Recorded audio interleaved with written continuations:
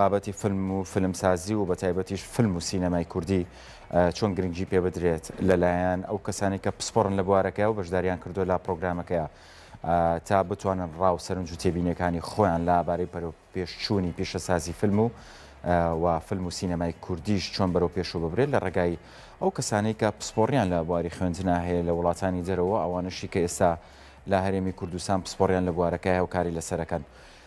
پرۆژەی پێکەوە بینینی فیلمی کوردی واتە هەمما پێکەوە بینەری فیلمی کوردیە بین.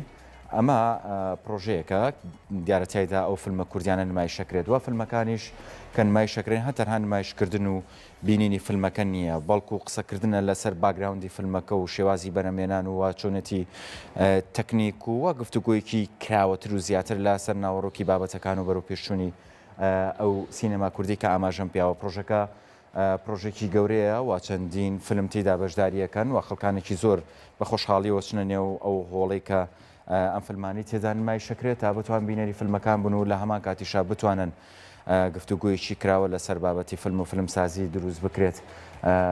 پرۆژەکە بۆ هەموو کەسێکە و لە ڕاگەیاندەوەکە ئاماژیان پێکردووە کەسێک پێی خۆشە بەشدار بێت لە پرۆژەکە بێت بۆ بینینی فیلمەکان و دوجاریش بەشداری بکات لە شێوازی و گفتوگۆیی کە قسە لەسەر فیلمەکە کرێ.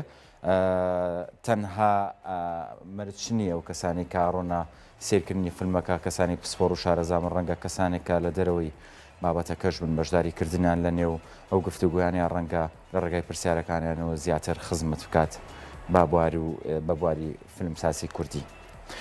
لە بەرواری 24/8/2021 پرۆژەی پێکەوە بینینی فیلمی کوردی دەست پێکات. لەم پرۆژەیەدا هەفتانە نمایشی بەرەمی دەرێنەرە کوردەکان دەکرێت و لە دوای نمایشکردن گفتوگویەک لە سەر ئەو بەرهەمانە سازەکرێت کە لەو ڕۆژەدا نمایشکراون.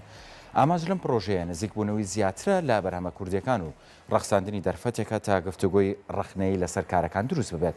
پرۆژەکە هەفتانە لە سینەما سالم بەڕێوەچێت و هەر هەفتە و دەرهێنەرێک هەڵدەبژێرێت تا کارەکانی نمایش بکرێت. یەکەم ڕۆژی پرۆژەکەش وەک ئاماژەی پێدراوە دەکەوێتە بەرواری 24/8/2021 کە دەکاتە ڕۆژی سێشەمە و کاتژمێر 3 پاشنیوەڕۆ نمایش و گفتوگۆکان دەست پێکات.